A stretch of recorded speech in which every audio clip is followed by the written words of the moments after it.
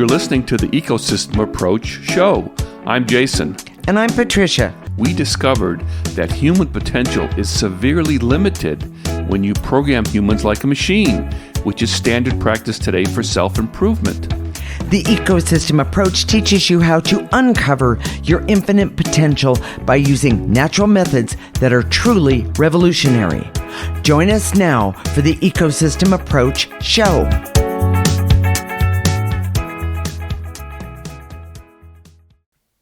This is Jason and Patricia Roan for the Ecosystem Approach, talking about this week's show, what Jane Goodall revealed to us about the emotions of chimpanzees that science wants to ignore.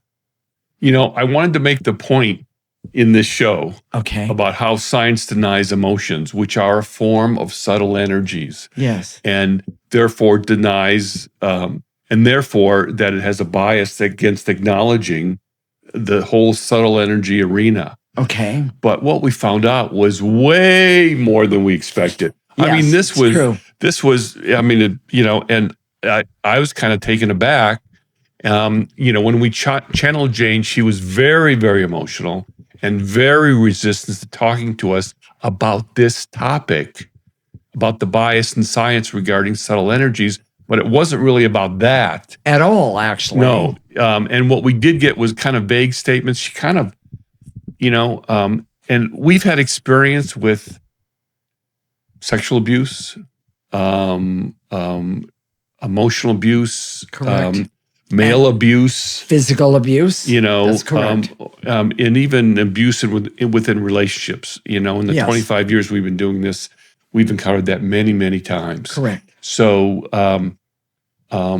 we understand this, but we didn't really understand the gravity of what she was saying, and frankly, I'm going to say what she wasn't saying. What she wasn't saying, and frankly, it's almost like you were having a session with one of our earthly clients. Correct. Because you had to intuitively determine what she was trying to say. Right, but couldn't.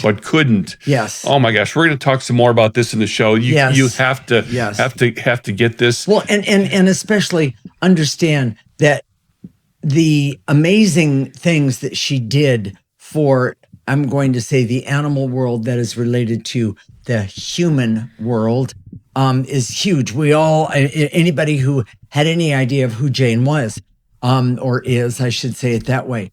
But what you didn't know, and none of us knew, it was the story behind the story. And even that is, it's just bits and pieces, and it's still. I'm actually still getting information from her about it. And we've been clearing her. She comes forth a little bit more, and we clear it some more. She comes back a little. And by the way, I really like her. She has so much that she wants to do for all of us. Heart. She has heart. Yes. And thank you, Jane. She's authentic and she's sincere. Yes. I guess let me give just a little bit of a hint. Okay.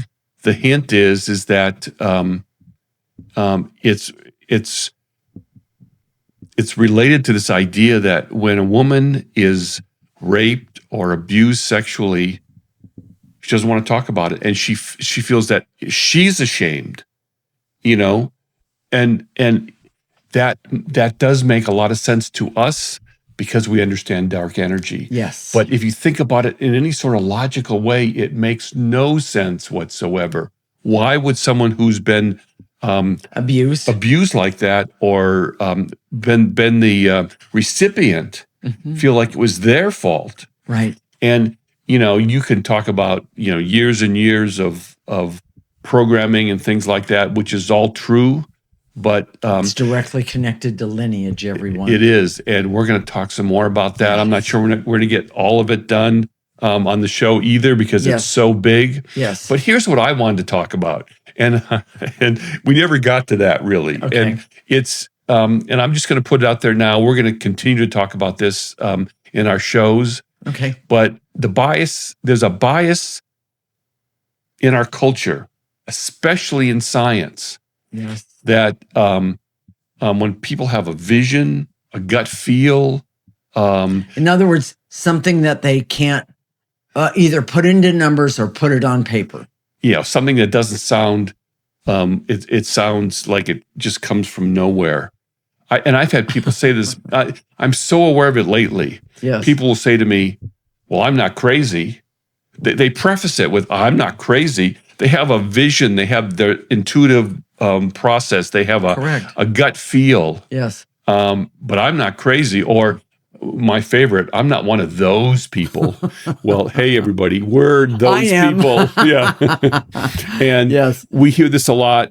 Here's my favorite. Yes. We're not woo-woo. Now, we've been saying that, there is a part of this arena of metaphysics. I think I'm going to settle on that word. Okay.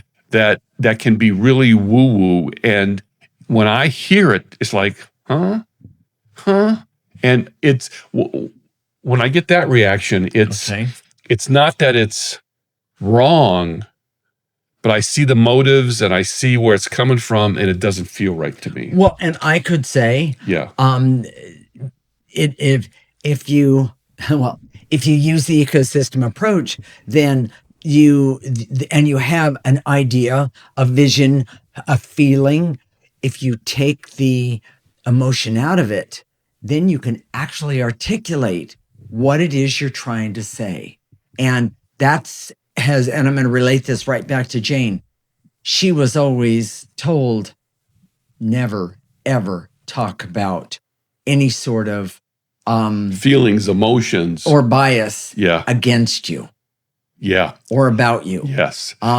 It's sort of thing. Like a typical woman who's been shamed. But that's exactly. Go ahead. So here's so getting back to the bias that I want to talk about, okay. I feel like a little kid, like I want to talk about my thing, but we recently heard of a famous farmer who's into regenerative farming. We've been really fascinated by that because regenerative farming is like the solar panel for humans. That's correct. Life force, and when you have soil that's regenerating, getting better, because of the life force biological processes that are there. Correct. It's so much healthier, and it's better for the planet. It helps overcome the negative things about climate change. But with that said, he said something like, I'm not one of those woo people, but he did say that. Yeah. I'm not one of the, but happy, healthy cows create better meat, are better for you. They taste better. Yes. And they're more healthy. Yes. Happy cows. I mean, is that woo or what? But we understand that. Jane Goodall would understand it immediately. Exactly. Exactly. And that's the bias. Yes. That you can't say something that touches on this subtle energy, this metaphysical realm. On one hand, and then discount it on the other. Yes. Is that what you were going to say? Well, that's what they're doing. Yes. And that's how this bias, that's how it lives. Yeah. People say, well, I'm not one of those people, Yeah. But hey, so this is my most, my best example. Okay. Which is the movie Contact. Okay. And it was starring Jodie Foster. And there was a number of examples of scientific bias. Now, I looked it up. It was written by Carl Sagan, who was a famous PhD astronomer, and which is a physicist, scientist, astronomer, physicist, okay? And so there was a couple things where they did this dance.